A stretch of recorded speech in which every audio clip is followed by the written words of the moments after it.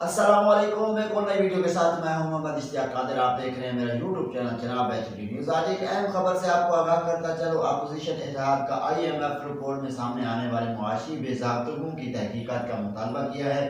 بتاتا چلو، تحریک تحفظ پاکستان نے IMF رپورٹ میں سامنے آنے والی معاشی بے ضابطگیوں پر تحقیقات کا مطالبہ کر دیا ہے۔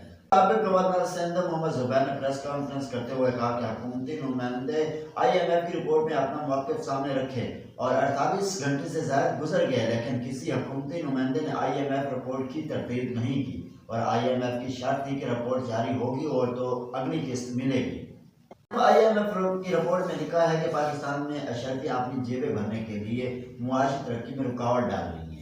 حکومت چاہتی ہے کہ مہنگائی کم ہو جائے، لیکن IMF انہیں اجازت نہیں دی۔ رانا ثنا تیمور سلیم نے کہا کہ IMF کہہ رہا ہے کہ پاکستان میں کرپشن ہے اور IMF کا کہنا ہے کہ اداروں کی کارکردگی سیاسی دباؤ میں آ جاتی ہے اور احتساب ہونا چاہیے۔ اور یاد رہے کہ IMF کی جانب سے جاری حالیہ رپورٹ میں کہا گیا کہ پاکستان میں سیاسی اور معاشی شکتیاں سرکاری پولیسوں پر قبضہ کرنے کی معاشی ترقی میں رکاوٹ ڈال رہی ہیں۔ رپورٹ میں پاکستان میں مسلسل بادامانی کی خدشات کی نشاندہی کرتے ہوئے IMF کا 15 نکاتی اصلاحاتی ایجنڈا فوری شروع کرنے کا مطالبہ بھی کیا گیا ہے، جبکہ اس رپورٹ کا دائرہ صرف وفاقی سطح کی کرپشن اور گورننس تک محدود ہے۔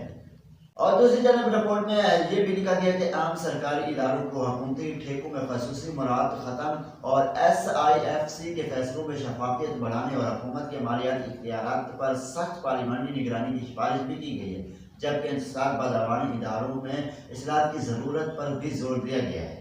IMF نے SIFC کے اختیارات اور شفافیت پر بھی سوال اٹھاتے ہوئے SIFC کی جانب سے سالانہ رپورٹ فوری جاری کرنے کا مطالبہ کیا ہے۔